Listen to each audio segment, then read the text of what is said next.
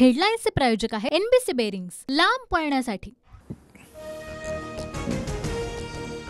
मोदींना मत म्हणजे विनाशाला मत, 10 वर्ष थापा ही मोदींची गॅरंटी। ठाकरेंचं वचन महत्त्वाचं की मोदींची गॅरंटी हे महाराष्ट्रानं ठरवावं। उद्धव ठाकरेंचा मोदींवर निशाणा। समोरच्या उमेदवाराला रोज टोप घालताना कोणत्या पक्षात आहे याचा विचार करावा लागतोय। लघु आणि सूक्ष्म साईज प्रमाणे एक तरी प्रकल्प आणला का? उद्धव ठाकरेंचा नारायण राणेंवर हल्लाबोल। ईडी सीबीआय उद्या आमच्या नियंत्रणात असणार आहे। सरकार आल्यानंतर तुमच्या घरात घुसल्याशिवाय राहणार नाही। राजन साळवींवरील कारवाईवरून ठाकरेंचा सत्ताधाऱ्यांना इशारा।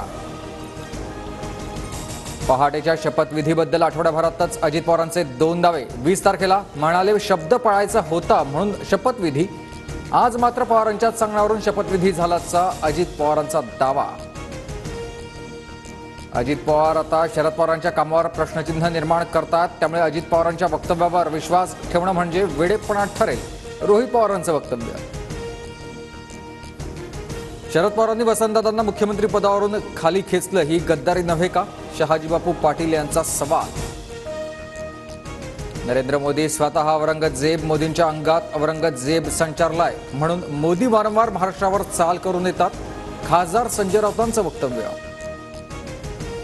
बारामतीत सुनेत्रा पवारांच्या पराभवासाठी शिंदेची यंत्रणा काम करते। महायुतीत गँगवॉर सुरू, लवकरच स्फोट होईल, संजय राऊतांचा शिंदे गटावर आरोप।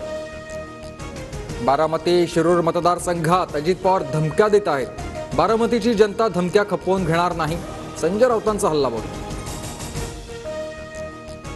काही जण म्हणतात अजितदादा कार्यकर्त्यांना दम देतात, मी माझ्या कार्यकर्त्यांना दम देईन। तुझ्या का पोटात दुखतंय? अजित पवारांची रोहित पवारांवर नाव न घेता टीका।